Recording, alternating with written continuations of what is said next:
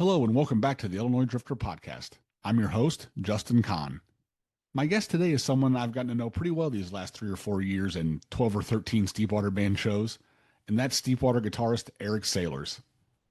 But other than that, he's a lot of fun to hang out with before the shows and he plays the hell out of the guitar.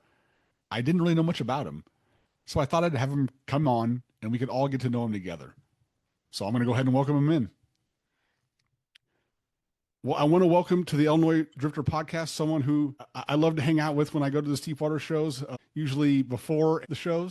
Eric Saylors, guitarist for Steepwater Band. Welcome to the podcast. Oh, great to be here. Appreciate it, buddy. Well, to me though, you're a little bit of a mystery man as far as your past goes. So I wanted to kind of take you into that. So I kind of want to take you back to start out with. Where did you grow up at? Man, I grew up in a little town called Bunker Hill, Indiana, just north of Kokomo. So in between Kokomo and Peru, right up 31. If anybody's familiar with that area, Grissom Air Force Base, graduated Mechanical High School. But yeah, just a small town, grew up on a small farm. We had horses, cows, and rode a lot of dirt bikes at a young age and still doing that today. We'll get to that because that's still, I know at my age, I can't even imagine getting up. I think you might even be a couple of years older than me, Eric. So probably am. So you're growing up, you're on the farm riding the dirt bikes. How did you start playing music? My dad was a guitar player. So we grew up going to bluegrass festivals.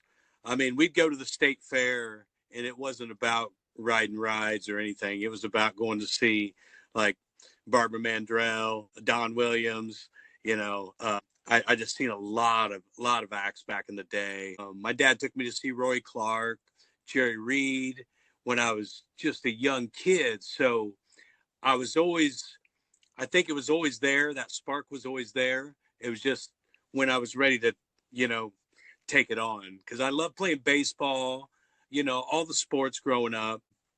So that took all my time. But about 15, 16 years old, I started really figuring it out and just kind of putting it all together and reaching out to other musicians and started little bands, kind of like everybody does in high school. And you just kind of, it's part of learning. It's part of just steps on the ladder, at least for me, and then moving to Indianapolis and finding better musicians, better players, and putting better bands together. That's kind of where it all started. By 20, I was in Indianapolis. A lot of country influences there, as you mentioned, kind of growing up. Was that a big part, country music for you? Absolutely, whether I liked it or not, But yeah, my dad, he's still playing today. So we've enjoyed, finding old guitars. We go to guitar shows. It's just been real nice, just really connecting with my dad like that. So yeah, we've got a lot of guitars between us over the years. And I think that was always, that helped me be one more, other than one, just somebody in the band that could play electric guitar. He turned me on to classical, got me into like guys like Jim Croce at a really early age to where I was playing fingerstyle as I was learning electric guitar. So I think that really helped me, develop what became, my style, I think. What was your first band? What was the name of your first band and where was that at? First real band was a band called Wanted. And it was based out of Indianapolis, and we did a lot, and we were together about a year and a half, and we made it all the way to California, showcasing for Geffen, RCA, Capitol Records. We did a bunch of showcasing for Paramount. I mean, we were learning about publishing deals and record deals all at the same time. We did a showcase for Geffen, and that led to almost a developing deal, but our manager passed on it. So, but I think it was, that was 1990 and things changed within a year. So it was nice to get out of there clean. So what kind of music would you say? Was it, I guess, rock or? It was blues based rock and roll. I would say our, we were a lot like Tesla, I would Mhm. think, just a Midwest rock and roll band. We had a real powerful singer. Band was really good. We were just super, 20 years old, but we, that's what, like we are now. Lucky enough to have guys that were really driven to do it, travel and just do it. That's part of it. There's not, even if people say they want to do it, it's really hard. It's really hard. I don't think it's for everybody at So all. I guess, from there, where did you go from there? From after that band, where did things kind of go career wise for you?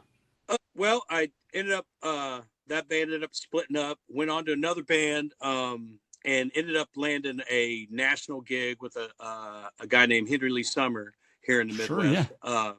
He had some hits, and it was really really like made me grow up. In my early 20s, and he was on Sony at the time, so we did a lot of touring and a lot of festivals, and it was a big band. So it was two guitar players, two keyboard players, a lot of backup singers. So there was a lot. So it made me learn to appreciate the space, and I really had to clean up my guitar tones and just really approach music differently than I ever had. And I just think it helped me mature so much, in a short amount of time, in just a few years. And I got to play on one of his records. So that was, and Earl Slick was the music director on there. So that was huge. Unbelievable. Eric, we may have talked about this before. I can't remember, but the first concert I ever saw as a kid, I was probably 14, maybe. Uh-huh.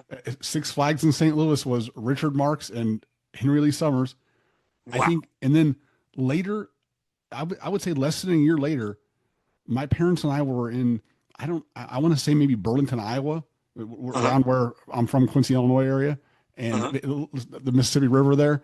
And I Yep. think he was playing some, this was like, I want to say it was like him and an acoustic. Like it wasn't, I don't remember there being any, I want to say it was maybe with a very small band. Maybe there were a couple other pieces, but it was a cool show. I remember at the time my parents and I being like, wow, this is kind of neat, a neat thing. Henry Lee Summers again. Oh, oh, So cool. yeah, so it's kind of funny. I've seen Henry Lee Summers twice, both before I was Yep. like 15 years old. But Oh, nice. Nice. Yeah. Yeah, he's had several bands.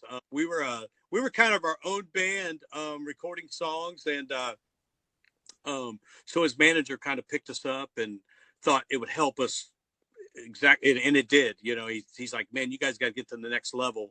Let's put you out on the road with Henry and really learn how to do it. And it was he's an incredible front man. I mean, oh yeah. he knows how to get the crowd, and to learn that at a young age and see it and feel it, it's pretty cool.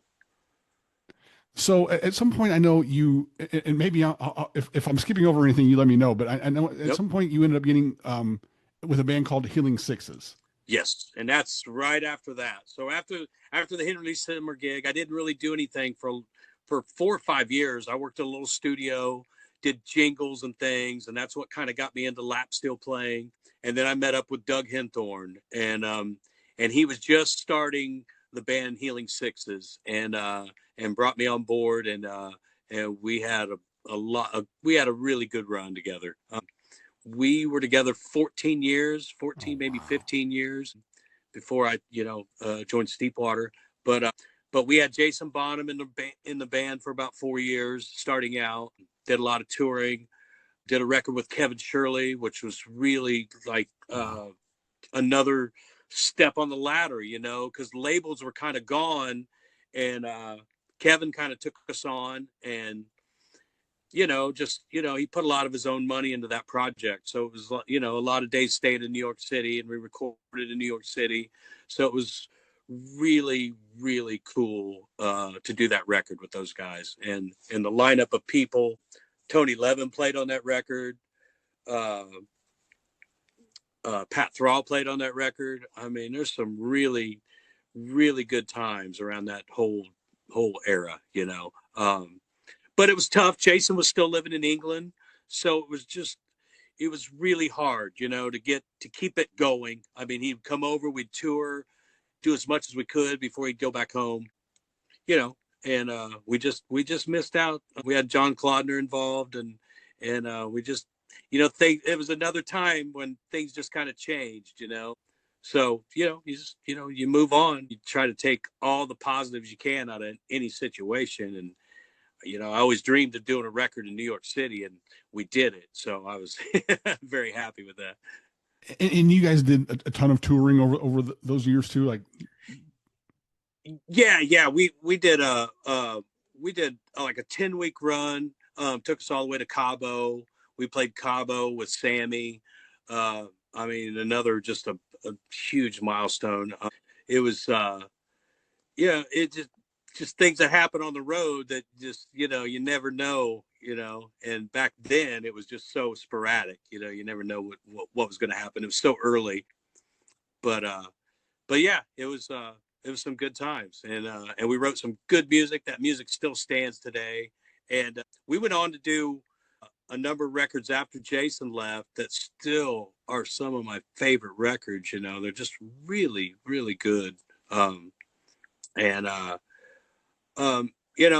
our bass player ended up leaving, so just different things that happen, and just kind of takes the air out of the whole system. But we were able to put a couple more records together, and had a great band, and got a lot of great memories. And me and Doug are still super tight, and we go and have margaritas about every couple weeks, and share all of our ideas and memories and good stuff.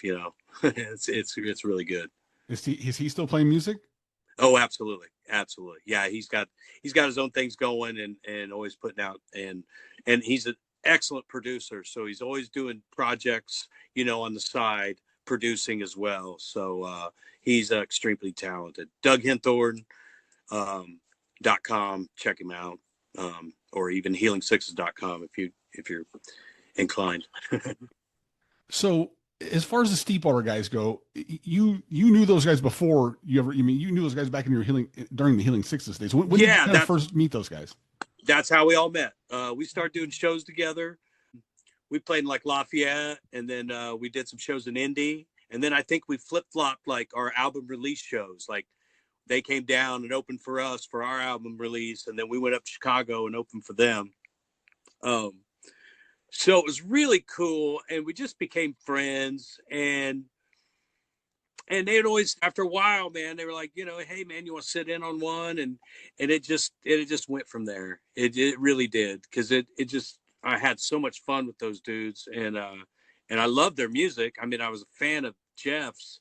I was just looking for some new inspiration, and I thought, man, this guy is really freaking good, man. I'm gonna get their live record and kind of just kind of tool through it and learn some of their stuff.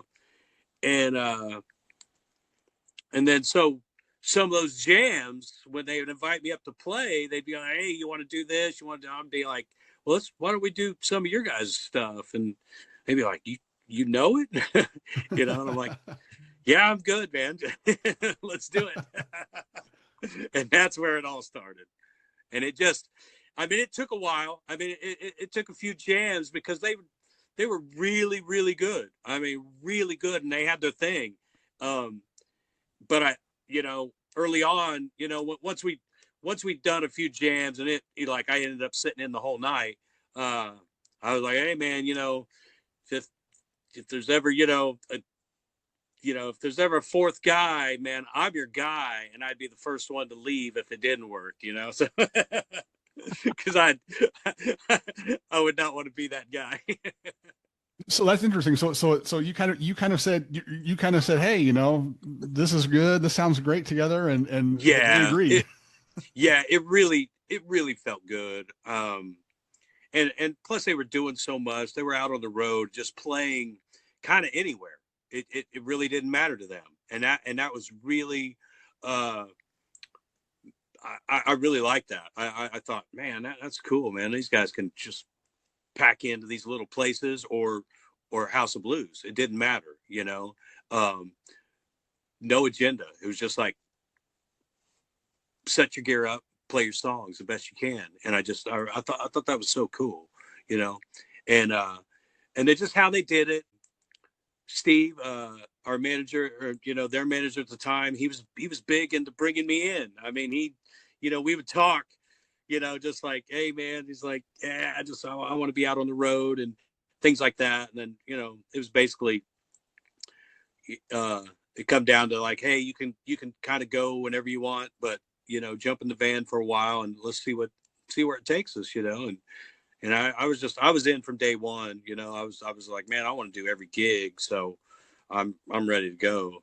So it's been a lot of work and a lot of shows, and we've just honed all those shows in to.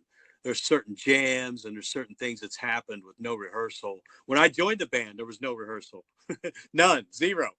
I was gonna say I kind of remember hearing a story where they were basically like, just don't step on Jeff's parts. Yeah. They're just like, hey man, just figure out your own parts, and what you're doing so far is really cool. So it's just they just kept throwing songs at me. I mean, I'd get a batch of songs, and then tell them what I'd be working on, or what I was really was man, I'm good on this, I'm good on this, and Joe Winters would send me the set list, and so a lot of it was I wouldn't even know the song by the title. I'd know it by the riff. As soon as Jeff started, it's like, all right, I know that.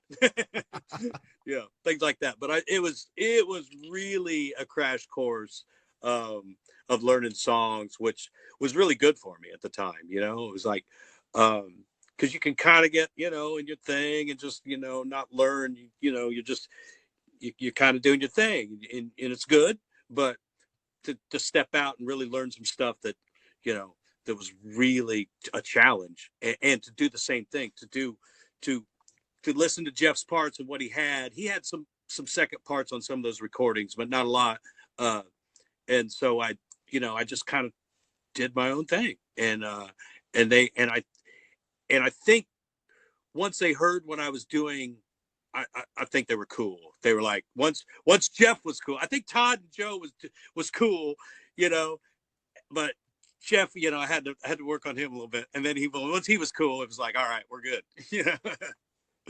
I imagine it takes. I mean, he's singing, and the power trio. Everybody loves the power trio, but that's a lot of pressure on the singer and guitarist. And it had to be. You bring not only the guitar, you bring some harmonies too. So I mean, sure. It had to just kind of. It was just. I mean, I imagine it didn't take long for everybody to see it kind of made sense. Right. Because I wasn't shy about jumping in on the vocal. I'd throw in a harmony, and just like, man, this is what I feel.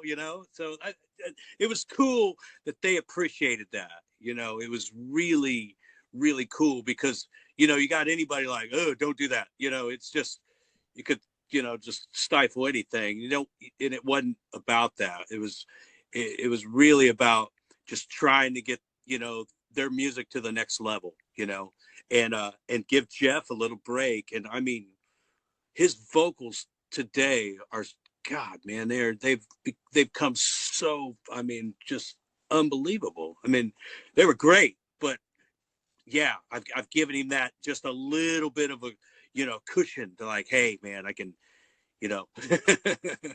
I can take a breather once in a while on guitar. Was there a song or two that were the hardest to kind of from their back catalog before you joined the band that were kind of either the hardest to learn or hardest to kind of find your place on?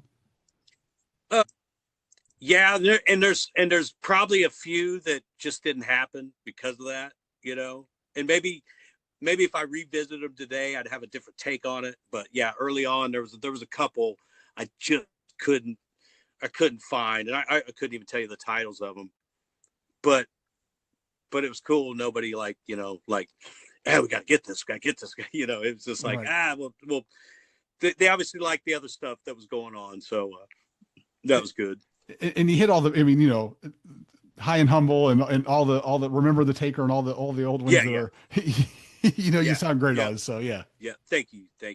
Yeah, there were some things on Taker, like there's like a marimba part in there that hits these chords, and I started covering those on guitar, and they all instantly like,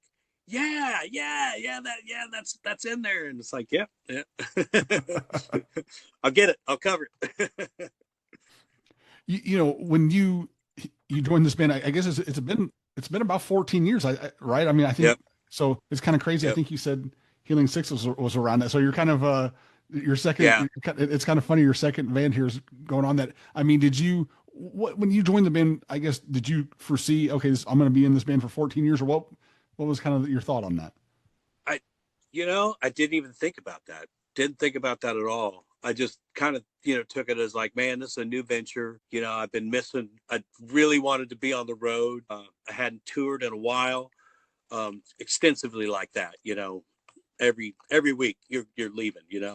And I just felt like, man, I missed that, and they were doing a lot of shows, and so I thought, man, we all got along really well, and man, that's the first thing. Can we all just, I mean, you're always gonna have things go on, but I mean, we just got along really well. We just had fun every night. I mean, every night, even though, I mean, starting out, I mean, that schedule was grueling. I mean, we were, and I was living in Indy, driving to Chicago. So a lot of those gigs were starting in Chicago before we kind of got this connection going, headed south. So it's all a good balance now. But early on, I'd be driving to Chicago and get in the van and then drive to the gig, and it'd be a long day before I got to that first hotel. but but it was worth it. It was all worth it, man. It elevated my playing. That's what I wanted. I wanted to be on the road at the time, and that's not changed. I still, it's just easier for us to be on the road. I was going to ask you, as far as, the road and, being in a band with guys who are all in the same place, what's it like kind of balancing the band and life outside the band? What is that like for you? It's hard. It's real hard. Because I work when I come home. I've had a job with Orlex Acoustics. I've been with them going on 27 years. And when I joined Steepwater, I kind of thought, man, I'm leaving, I'm leaving all this behind. But they thought, hey, if it works out, if you, when you're home, you still, still want to work for us, we'd love to have you. And it's like, that's pretty cool. Because I've, along with a lot of other musician people that's worked there, we've created a lot of those products. And so, you kind of feel responsible, like somebody's got to do it. so I've got a good, it's a small team right now, but we're getting it done for that company. And I've got a nice studio in my house because of it. And we got a nice place to rehearse. So it's all full circle. So it's been nice. I come and go as I please. And so I've just made it work, and it's been very lucky. I've had insurance for my family. So that's huge. I was going to say, you mentioned family. That's another, something else that, it's not always easy to juggle Yeah. when you're on the road as well. Yeah. It was, my daughter was 5 going on 6 when I joined Steepwater. She's 19 now, so she's she's lived through it all, And but we made it work, and we made it. So it's all good, all good. Very cool. Very cool. Now, 28 years with these two bands, and then plus a bunch of other years doing, Yeah. with other bands. That's a long time in the business, and I'm sure I know even with Steepwater, even just when I've seen you guys, you've had some really cool sit-ins with some people. Yep. What have been maybe some really memorable sit-ins that you remember from over the years that you're like, wow, this is cool. Oh man, man, we've had a few with Mark Ford that are those. Oh man, those are very special moments to me because I was a fan of Mark Ford. I even called when Mark Ford lost his gig Black Crowes. I called their management. I would have never got the gig, but that's how much of a fan I was. I had no business in the Black Crowes at that point in my life. but but just to end up on stage with him, and then for him to give, he basically there was a gig we opened for him, and he was like, "Man, you're the perfect guy for this band." So I was like, God damn, there we go. Got the Mark Ford blessing. But yeah, playing with Mark Ford, God, man, that's been incredible. We had some good jams with Luther Dickerson last year. That was really, really good. um let's see, Devin Allman, I think we early on we were on some festivals with him. I know Jeff did some jamming with him early before I was in the band. Man, there's been a lot. Have you met anybody through this that you were like, holy shit, I can't believe I'm meeting? I mean, Mark would, I guess, would be in that mix for sure, but anyone else Yeah, where you're like maybe a little starstruck or like, oh wow, I can't believe I'm meeting this person? yeah. Well, there's one specific time after knowing Mark for several years. So Mark got me into Magpie Salute, and so it's um, and they're opening for Warren Haynes. They're doing Dark Side of the Mule. So there's a point where I'm backstage hanging with Mark, and then Mark's like, "Hey man, let's go to the side of the stage," and I'm standing there with Mark, Warren, and Rich Robinson, and they're discussing what song they're going to do, and it was just like, wow, this is really, really cool. And the place was packed. It was such a good vibe that night. They were having so much fun, but they're still like Warren and Rich both. I mean, they're still like really professional. Like, all right, let's do this. And I mean, they're really tapping it out. It's not just, yeah, we're just gonna throw this thing together. I mean, they're Right. they're making something happen. They're planning it all out. Okay, at this point, we're going to do this. Yeah, yeah, Oh, yeah. wow, It that's it cool was. stuff. I was just like, wow, this is so cool. So, one thing that's cool is and it's been a few years now. It's funny how fast time flies, but it's been a few years since there's been Yep, a new Steepwater Band album out, and yep, now we have in November some new music coming, yep, which is yep. really excited. I know I've talked to you a little bit about the new music, and you seem very excited about it. What has you Yeah. excited about the new album? It's just so different than the last two records. The last two records, just we were records just, at least with this band, I think everything comes with our travel, people's, personal lives, and then we just bring it all together.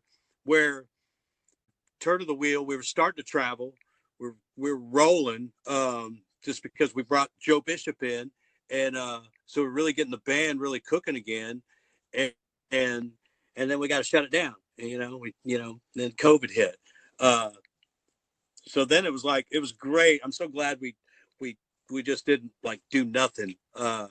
So we just started sharing tracks. And I did all my tracks for Return out of this room right here, and it was a challenge, but it was it was really cool. It gave me some space to really explore and just try some different things. We were all living at home. We were all just at home, so we were watching Netflix and writing songs and putting our stuff together. But that's a different thing than being on the road and being with your fans and doing it, and then coming up with those ideas. And like, I come up with a lot of ideas at sound check. I just sound check is a just it's just like the start of the day of your musical day. You're got your amp plugged in. You're just getting fresh. And sometimes some of the first things I play, Joe Winters will look at me and go, "Don't forget that." And thank God Jeff's over there recording it, because I'll forget it every damn time. uh, but but things like that, and then several songs. "Shake Your Faith" was a sound check riff. Uh, "Make It Right" was a sound check riff. I mean, Oh, wow, there's cool. some couple new ones on the new record, just sound check riffs from Europe. So a lot of that, I think, has a big part with this band. Just the travel, the things we get to see on the road, people we get to meet, the other different music that we get, with the chances of the different bands we get to hear on the road.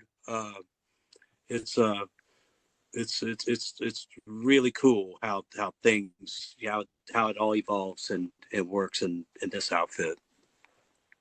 And it's cool because in this time, and I don't remember if for, I don't believe so. Maybe for Return, you guys were able to have some sort of album release party or thing, but for this time, there's going to be that. And I think I think that sounds really cool. I know there's a show Right. in already playing in Gary, and Yeah. I'm guessing there'll probably be some more stuff too announced Yep. as we go along here. But I Yep. mean, to be able to be out there when it's coming out, that's exciting. Yeah, it is. It is. And I know we're making people wait because we were really hoping for summer, but man, people are busy in summer and you just don't know what gigs are going to line up really good in summertime. It's tough. So as tough as it was to push it back, I felt like it gave us enough time to do what we need to do. I mean, we got to get the songs rehearsed and really get them cooking, um, which they were so much fun to record. Uh, I don't think it's going to take long. It's just a different.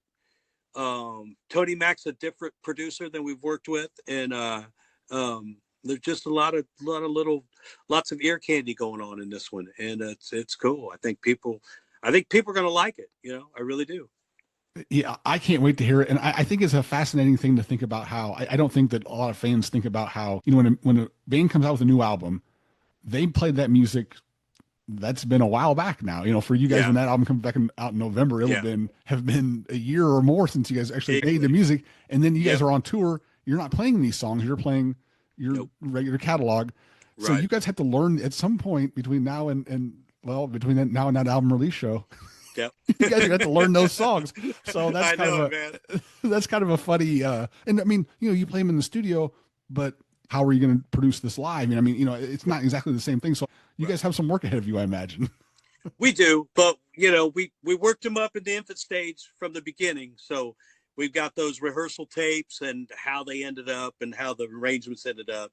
But everything's pretty close. I mean, that's the good thing about being in a band for a while. You kind of figure out what you do really well, and then you try to stick to that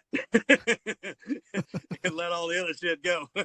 Yeah, right. Exactly. Yeah. Yeah, because it really is. It's easy to let it go. There were some tunes that just wasn't happening. We were just like, we'll figure that one out some other day. And in a year from now, it may feel really good, or hey, I got to change for that tune right now, So you just keep things in your phone and your ideas wherever you store them, and that's how me and Jeff, we communicate. We just share riffs and yeah, I like this one, I like that, and then we put them together. It's and it's really, and that was basically how Doug and I put songs together. So it was seamless for me, it was just like, yeah, man, let's do this. It was kind of the same thing. I can record my own stuff at home and give you ideas, but I really like bringing ideas to a band and working stuff up. That's fun to me. That's Yeah, definitely. yeah. Well, Eric, this was a blast. I would love to do it again sometime. I could think Absolutely. of 40 other things to talk about. So really appreciate you Absolutely. coming on and Sure. learning some stuff about your very interesting stuff. Awesome, man. Thank you so much, Justin. Thank you for listening to the Illinois Drifter podcast. Be sure to check out Illinois Drifter on YouTube at youtube.com/@Illinois Drifter. When you go there, please hit subscribe. For past episodes, show reviews, and other goodies, go to illinoisdrifter.substack.com and subscribe there as well if you haven't already. There's much more to come on Illinois Drifter. Lots of show reviews, interviews, really fun stuff. Thank you for listening, and I'll see you